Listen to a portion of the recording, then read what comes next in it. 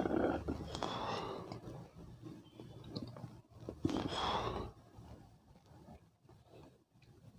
పిల్లలు, ఎలా ఉన్నారు? అందరు బాగున్నారా? అందరు క్షేమంగా ఉన్నారా? శుభం. పిల్లలు, ఈరోజు మనం 10వ తరగతి చివరి పాఠం భూమిక. మరి ఈ యొక్క పాఠంలో ఉన్నటువంటి చివరి భాగం 6వ భాగం. ఈ యొక్క 6వ భాగంలో ఉన్నటువంటి అనేకమైనటువంటి మరి అంశాలను, విషయాలను తెలుసుకోవటానికి, నేర్చుకోవటానికి మనం ప్రయత్నం చేద్దాం. ఓకే. సో నెల్లూరు కేశవస్వామి రాసినటువంటి కథల సంపుటి చార్మినార్ కథల సంపుటి. చార్మినార్ కథల సంపుటి. ఈ కథలో నుంచి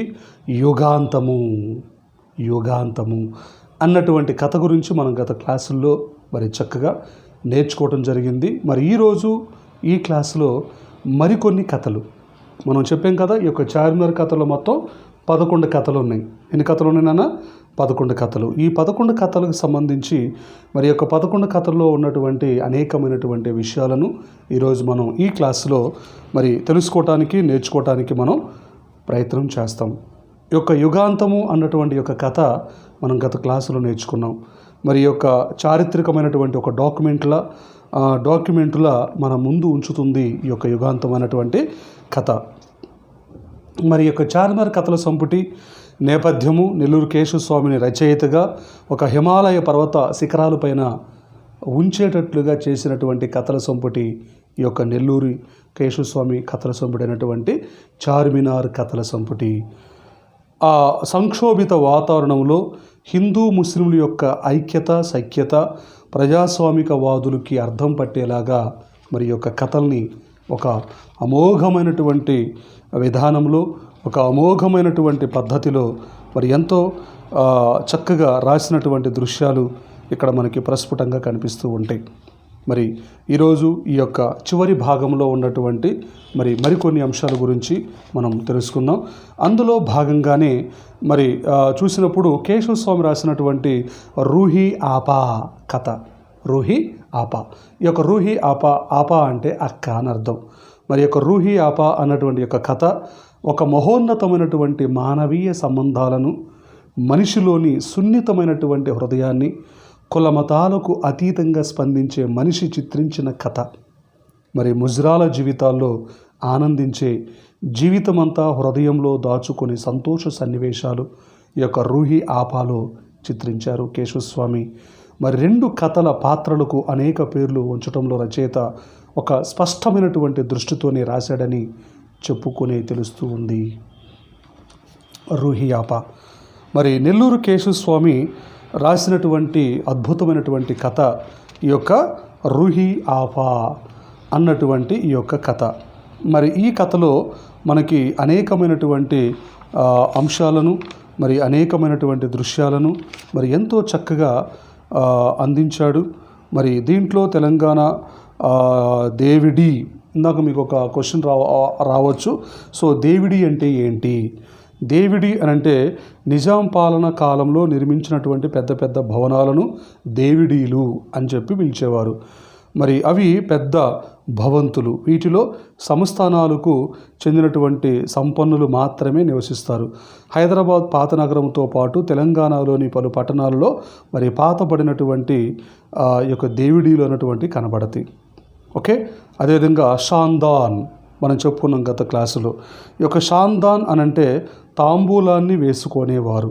అంటే తమలపాకులతో పాటు సున్నం, కాచు, పోకలు, ఇతర సుగంధ ద్రవ్యాలు ఒక చిన్న పెట్టెలో సర్ది పెట్టుకునేవారు. దానిని పాందాన్ అనే పేరుతో వ్యవహరించేవారు. ఇది ఒక ఉర్దూ పదం.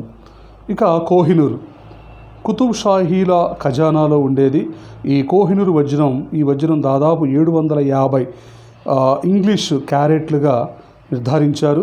మరి కోహినూర్ వజ్రం ప్రపంచంలోని వజ్రాల చరిత్రలోనే అత్యంత విలువైనటువంటిదిగా, మరి విశిష్టమైనటువంటిదిగా మనం చెప్పుకోవచ్చు.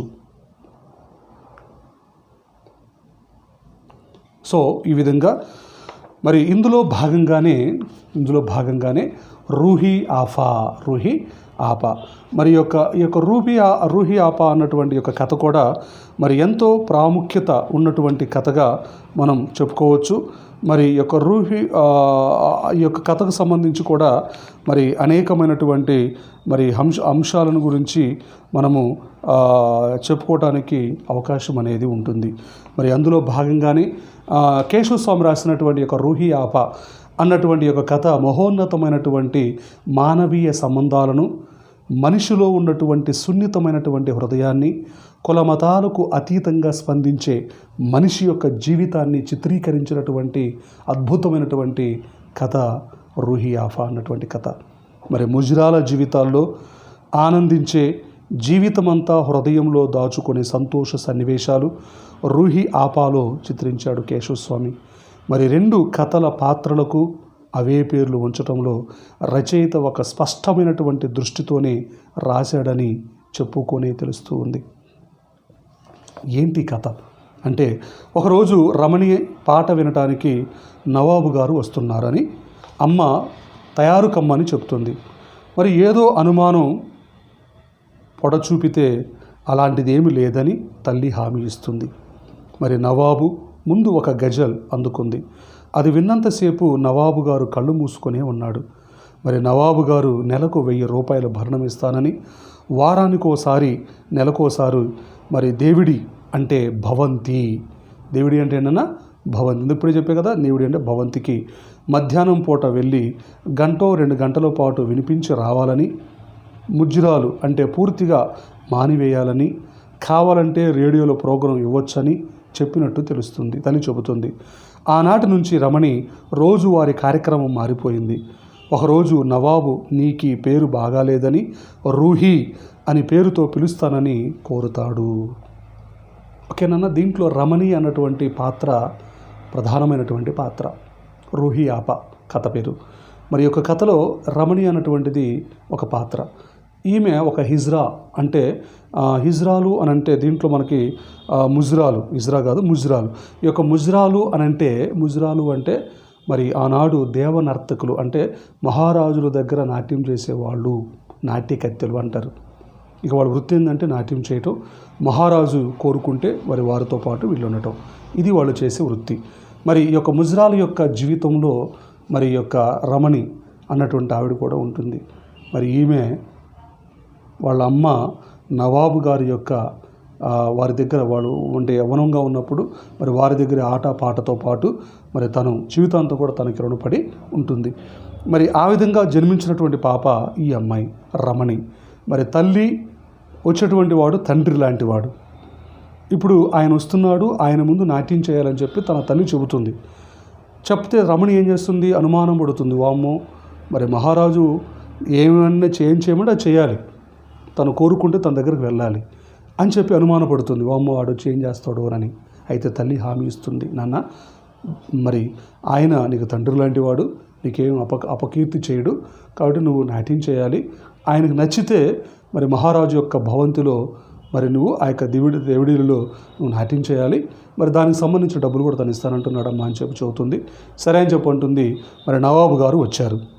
చూడండి, ఒకరోజు మరి రమణి పాట వినడానికి నవాబు గారు వస్తున్నారన్నటువంటి అమ్మ తయారు కమ్మని చెబుతుంది. ఏదో అనుమానం పొడ చూపితే అలాంటిది ఏమీ లేదని తల్లి హామీ ఇస్తుంది. అప్పుడు నవాబు ముందు ఒక గజల్ అందుకుంటుంది. అది విన్నంతసేపు నవాబు గారు కళ్ళు మూసుకొనే ఉన్నాడు. అప్పుడు నవాబు గారు నెలకు 1000 రూపాయలు భరణం ఇస్తానని, డబ్బులు ఇస్తానని, మరి వారానికో లేదంటే నెలకొకసారి దేవుడికి భవంతికి మధ్యాహ్నం పూట వెళ్ళి 1-2 గంటల పాటు వినిపించాలని, రావాలని, మరి ముజ్రాల వృత్తిని పూర్తిగా మానుకోవాలని చెబుతాడు. కావాలంటే మరి రేడియోలో కూడా ప్రోగ్రాం ఇవ్వచ్చని చెప్పినట్టుగా తెలియచెబుతుంది. ఆనాటి నుంచి రమణి రోజు వారి కార్యక్రమం మారిపోయింది. ఒకరోజు నవాబు నీ పేరు బాగలేదని ఇక నుంచి నీ పేరు రూహి అని పేరుతో పిలుస్తానని చెప్పి అంటాడు. ఇక 2 ఏళ్ళ తర్వాత అతని కొడుకు రూహీకి ఎదురవుతాడు. అప్పుడు నవాబు ఊరుకు వెళ్ళినటువంటి సమయంలో చిన్న నవాబు సలీం రూహీని ఆహ్వానిస్తాడు. అప్పుడు రూహి పరిపరి విధాలుగా పోతుంది.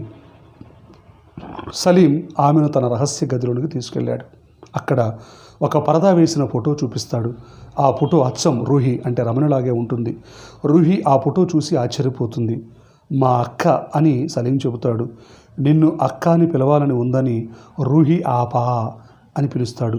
అప్పుడు రూహి ఆపాను నవాబ్ మరి ఎందుకంత ఇష్టపడి వాత్సల్యం చూపాడో మనకు తెలుస్తుంది. ఆమె నవాబు కూతురా అని పాఠకులకు సందేహం కలుగుతుంది. మరి సొంత కూతురులా నవాబు కొడుకు ఒక ముజ్రాల రమణిని గౌరవించినటువంటి తీరును చిత్రించడం ద్వారా ముస్లిం నవాబుల్లో కొనసాగిన హృదయ సంస్కారాన్ని రచయిత ఒడిసి పట్టుకున్నాడు. అర్థమైంది నాన్న. మరి ఒకరోజు రూహి మరి నాట్యం చేసి మరి మహారాజు చెప్పినట్టుగానే వస్తుంది. మరి వారానికి ఒకసారి లేదంటే నెలకు 2-3 సార్లు అలా ఆ భవంతికి వచ్చి గజల్స్ వేసి డ్యాన్స్ వేసి నాట్యం చేసి అలా వినిపించిపోతూ ఉంటుంది. ఒకరోజు యథావిధిగా అక్కడికొచ్చింది, నాట్యం చేసింది. వెళ్ళబోతున్నటువంటి సమయంలో మహారాజు లేడు. ఆ రోజు వేరే ఊరికి వెళ్ళాడు. మహారాజు కొడుకు సలీం ఉన్నాడు. ఆమెను చూశాడు. రమ్మని చెప్పి ఆహ్వానించాడు. కానీ రమణికి అంటే రూహికి అనుమానం వచ్చింది. వీడు పిలుస్తున్నాడు, మరి వీడు ఏమైనా చేస్తాడేమో అని చెప్పి అనుమానం పడింది. సరే మహారాజు కదా, పోకపోతే చంపేస్తారు అని చెప్పి తన వెనకాల పోయింది. మరి పరిపరి విధాలుగా అనుమానం పడుతూ ఉంటుంది, పరిపరి విధాలుగా భయపడుతూ ఉంటుంది, పరిపరి విధాలుగా ఆలోచనలు పోతూ ఉంటాయి. అవన్నీ కూడా పక్కన పెట్టి తనతో పాటు అక్కడికి పోతుంది. అక్కడికి పోయిన తర్వాత మరి ఒక ఫోటో ఉంటుంది గోడకి, దానికి ఒక పరదా కప్పి ఉంటుంది, అంటే ఒక కటన్ కప్పి ఉంటుంది. సో దాన్ని ఓపెన్ చేస్తే రూహి ఫోటో యాస్టీస్గా అక్కడ ఉంటుంది, యాస్టీస్గా అక్కడ కనపడుతుంది. ఆయన చూసి సలీం చూపించి, అమ్మ ఇదిగో ఈ ఫోటోలో కనిపిస్తుంది నువ్వే, నీలాంటి పాపే, ఆమె మా అక్క అని చూపించి, నేను నిన్ను అక్క అని పిలవాలనుంది, రూహి ఆపా అంటాడు. మరి ఈ సన్నివేశం, ఈ దృశ్యం మనం చూస్తే మానవీయ హృదయం కరిగిపోతుంది.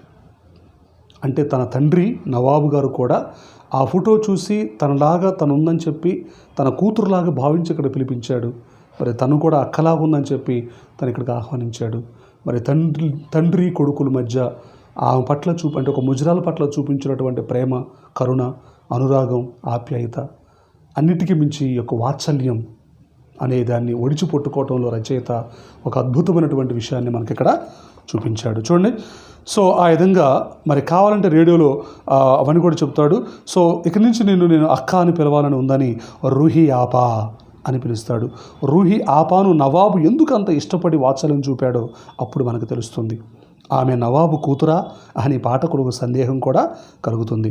మరి సొంత కూతురులా నవాబు కొడుకు ఒక ముజ్రాల రమణిని గౌరవించినటువంటి తీరు చిత్రించడం ద్వారా మరి ముస్లిం నవాబుల్లో కొనసాగినటువంటి హృదయ సంస్కారాన్ని రచయిత ఒడిసి పట్టుకున్నాడు. మరి ఇందులో షరీఫా, ప్రతీకారం, అదృష్టం, వంశాంకురం, కేవలం మనుషులం, భరోసా, ఆఖరి కానుక మొదలగు కథలు విశిష్టమైనటువంటివి. దేనికదే ప్రత్యేకమైంది. వంశాంకురం కథలో ముస్లిం పెళ్లి సంబంధాలు ఎలా ఉంటాయో, కొడుకు పుట్టాలనే ఆశ ఆడపిల్లల జీవితాలను ఎలా అతలాకుతలం చేసి ఆత్మహత్యలకు పురుకొల్పుతాయో హృదయ విదారకరంగా చిత్రీకరించాడు ఈ యొక్క వంశాంకురం అన్నటువంటి కథలు. వంశాంకురం కథ పేరే మనకు అర్థమైపోతుంది. వంశానికి వంశోద్ధారకుడు అంటాం మనం, అంటే మగవాడు పుట్టాలి అని, అబ్బాయి పుట్టాలని. దానికోసం అమ్మాయి పుట్టింది, ఆపరేషన్ చేయలేదు. మళ్ళీ అమ్మాయి పుట్టింది, అబ్బాయి కావాలి, మళ్ళీ ఆపరేషన్ చేయలేదు, మళ్ళీ అమ్మాయి ఇలా 10 మంది అమ్మాయిలు పుట్టారు. మరి ఏంటి ముస్లిమ్స్ యొక్క జీవితం? మరి ఓల్డ్ సిటీలో మరి ఆపరేషన్ అంటే భయం. వారికి దేవుడు ఇస్తున్నాడు బిడ్డల్ని, మరి ఆపరేషన్ చేయకూడదు. ఈ విధంగా పిల్లల్ని వృద్ధి చేసుకోవటం, సంతానాన్ని వృద్ధి చేయటం, మరి అది ఒక వినాశనమైనటువంటి చర్యగా ఉంటూ ఉండేది. మరి వారు ప్రతి శిశువుకి ఆ తల్లి పడే ఆవేదన, బాధ, మరి ఇవన్నీ కూడా వంశానికి ఉపయోగపడే వాడి కోసం ఆ స్త్రీ తన జీవితాన్ని, తన యొక్క శరీరాన్ని ఏ విధంగా క్షీణింప చేసుకుంటుందో హృదయ విదారకరంగా ఈ యొక్క వంశాంకురం అనే కథ తెలియజేస్తుంది. మరి ముస్లిం పెళ్లి సంబంధాలు ఎలా ఉంటాయో, కొడుకు పుట్టాలనే ఆశ ఆడపిల్లల జీవితాలను ఎలా అతలాకుతలం చేసి మరి ఆత్మహత్యలకు పురికొల్పుతాయో హృదయ విదారకరంగా చిత్రీకరిస్తుంది వంశాంకురం అన్నటువంటి కథ. కేవలం మనుషులం, మరో కథ కేవలం మనుషులం. మరి ఈ కథలో హుస్సేన్ మిర్జా, మహబూబ్ రాయ్, మరి సక్సీనా దశాబ్దాల స్నేహితులు, వారి కుటుంబాలు స్నేహంగా కలిసి ఉంటాయి. మతాల సరిహద్దులు చెరిపినటువంటి స్నేహం గురించినటువంటి చక్కటి కథ. మరి ఈ యొక్క హుస్సేన్ మీర్జా, మహబూబ్ రాయ్, సక్సీనా దశాబ్దాల స్నేహితులు. మరి కుల మత వర్గ లింగ విచక్షణ ఉండకూడదని, అన్ని మతాలు ఒక్కటేనని, అందరం కూడా కలిసిమెలిసి ఉండాలని దాన్ని ప్రధానంగా తీసుకొని రాయబడినటువంటి కథ భరోసా. మరో కథ భరోసా కథ. నమ్మిన పేదలను నట్టేటి ఎలా ముంచుతారో భరోసాకు భగ్నం చేసిన యథార్థ గాథ. ఆఖరి కానుక కథ. రోజు రోజుకు పేదరికంలోకి ఏడ్చబడుతున్న ముస్లిం కుటుంబాలు అరబ్ దేశాలు షేకులకు తమ కూతుళ్లను ఇచ్చి పెళ్లి చేసి తద్వారా కాస్త ఆర్థిక సౌలభ్యం పొందాలనుకునే దుస్థితిని తెలియచేస్తూ ఉంది. మరి మరో కథ భరోసా. నమ్మినటువంటి పేదల్ని నట్టేట్లో ముంచేసే కథ. అంటే భరోసా ఇస్తాడు, ఆ భరోసా ఇవ్వకుండా చివరికి వాళ్ళని చంపేస్తూ ఉంటారు. అలాంటి జీవితాలు చెప్పే కథ భరోసా. ఇంకొకటి ఏంటంటే యథార్థ కథ భరోసాను ఆఖరి కానుక. మరి ఈ రోజుకు పేదరికంలోకి ఏడ్చబడుతున్నటువంటి ముస్లింలు, మరి అక్కడికి వచ్చినటువంటి షేకులు ఇక్కడ చిన్నవాళ్ళని పెద్దవాళ్ళని పెళ్లి చేసుకోవటం, తీసుకెళ్ళిపోవటం, కొద్ది రోజుల పాటు ఉండటం, ఆ తర్వాత వాళ్ళు వదిలేయటం, మరి వాళ్ళు ఇక్కడ రాలేక అక్కడ ఉండలేక మధ్యలో చనిపోవటం, ఇలాంటి మానసికమైనటువంటి ఉద్వేగాలు, బాధలు, సమస్యలు ఇవన్నీ కూడా ఈ కథలో మనకి చిత్రీకరించాడు. మరి ఈ విధంగా ఇలా వాసిలో విశిష్టమైనటువంటి వస్తు శిల్ప నైపుణ్యంతో మహోన్నతమైనటువంటి కథలు రాసిన నెల్లూరు కేశవస్వామిని భారతీయ సాహిత్యంలో పోల్చవలసి వస్తే మరి ఉర్దూ, హిందీల్లో రాసినటువంటి సుప్రసిద్ధ రచయితలు ప్రేమ్చంద్, కిషన్ చంద్రుల కోవకు చెందినటువంటి వాడుగా మనం చెప్పవచ్చు. మరి అలనాటి హైదరాబాద్ రాజ్యంలో మరి గోల్కొండ గనుల్లో లభించినటువంటి ప్రపంచ ప్రఖ్యాతిగాంచినటువంటి కోహినూర్, మరి జాకోబ్ వజ్రాలు వంటివి స్వర్గీయ నెల్లూరు కేశవస్వామి యొక్క కథలు. కాబట్టి మరి ఈ విధంగా నెల్లూరు కేశవస్వామిని మనం వర్ణించి అటు హిందీలోను ప్రముఖ కవులుగా, ఉర్దూలో ప్రముఖ కవులుగా పేరుగాంచినటువంటి మరి ప్రేమ్చంద్, కిషన్ చంద్రుల యొక్క కోవకు చెందినటువంటి వారే. ఒక కోహినూర్ డైమండ్, ఒక జాకోబ్ డైమండ్, ఎంత విశిష్టమైనటువంటి ప్రపంచంలోనే అత్యంత ఖరీదైనటువంటి వజ్రం కోహినూర్. మరి నెల్లూరు కేశవస్వామి యొక్క కథలు కూడా ఆ కోహినూర్ డైమండ్ లాంటి కథలే. అందుకనే మరి అలాంటి కోహినూర్, జాకోబ్ వజ్రాలు వంటివే స్వర్గీయ కేశవస్వామి గారి యొక్క కథలు. కాబట్టి ప్రియమైన విద్యార్థులారా, ఇంతటి ప్రాముఖ్యత ఉన్నటువంటి కథలు, ఇంతటి ఇంపార్టెంట్ ఉన్నటువంటి కథలు మన జీవితంలో ప్రామాణికమైనటువంటి కథలుగా, మనకి చిరస్థాయిమైనటువంటి కథలుగా మారుమ్రోగిపోతూ ఉన్నాయి. ప్రియమైన విద్యార్థులారా, మరి ఇది భూమిక అన్నటువంటి పాఠము. ఇంతటితో మనకి యొక్క పాఠం సంపూర్ణంగా అయిపోయింది. సో మరి ఇక ఈ సంవత్సరానికి సంబంధించినటువంటి సిలబస్ అన్ని పాఠాలు మీకు సంక్షిప్తంగా కాకుండా చాలా డీటెయిల్గా అనేక విషయాలతో, అనేక ఎగ్జాంపుల్తో మీకు చెప్పడం జరిగింది. మరి ఇంతకాలం నా క్లాసులు వింటూ నన్ను ఆదరించి నన్ను అభినందిస్తున్న మీ అందరికీ నా హృదయపూర్వక ధన్యవాదాలు. ఇంతటితో ఈ యొక్క భూమిక అన్నటువంటి పాఠం అయిపోయింది. మరి దీనికి సంబంధించినటువంటి గ్రామర్ మనం తర్వాత క్లాసుల్లో చూస్తాం. మరి ఈరోజు చెప్పినటువంటి యొక్క కథలో నుంచి మనకి ఎగ్జామినేషన్లో ఎటువంటి ప్రశ్నలు రావడానికి అవకాశం ఉంది? హృదయ సంస్కారం అంటే ఏమిటి? కొన్ని ఉదాహరణలు చెప్పండి. హృదయ సంస్కారం అంటే ఏంటి? స్నేహం మతాల సరిహద్దును చెరిపివేస్తుంది, సమర్థించండి.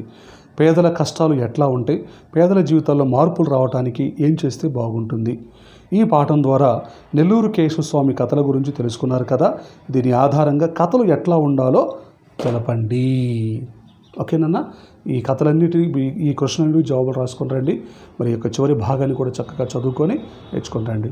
మరి ఈరోజు చెప్పిన పాఠం మీ అందరికీ అర్థమైందని చెప్పి నేను భావించుకుంటూ సెలవు తీసుకుంటాను. మీ అందరికీ నా హృదయపూర్వక ధన్యవాదాలు. So take care.